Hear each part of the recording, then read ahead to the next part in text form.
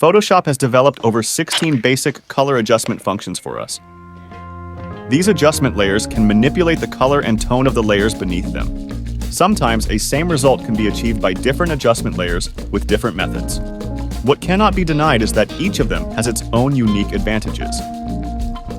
Vibrance is definitely a very good adjustment for portrait and landscape photography in Photoshop, and I put a download link in the description, which is the PSD source file of this video for you to have a try. First of all, do not go to the top menu and try to use any of the adjustments in the image. It makes you unable to revise any of the adjustments.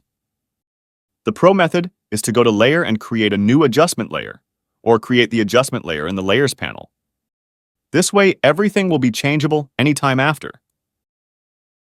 Let's create a new vibration adjustment layer in the Layers panel, and then the Vibrance Properties panel will appear. This adjustment layer is very simple, with only 2 sliders. First, try sliding the Vibrance sliders to the far left.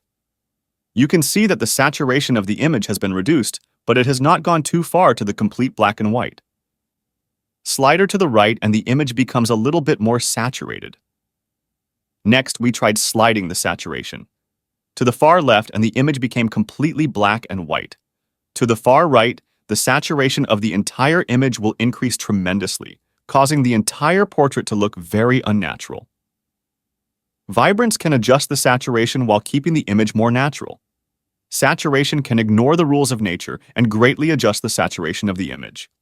So, for example, in this portrait photo, I can slide the vibration slider to the far right. Not only does it increase the saturation of the image, but it also keeps this portrait a very natural looking. This series of videos will walk you through all the basic adjustment functions in Photoshop. Some are pretty easy, some are kind of more complex, so I've made an experimental PSD file for you. Links in the description, feel free to download and have a try. Don't forget to subscribe and check out this channel often. I'll keep uploading.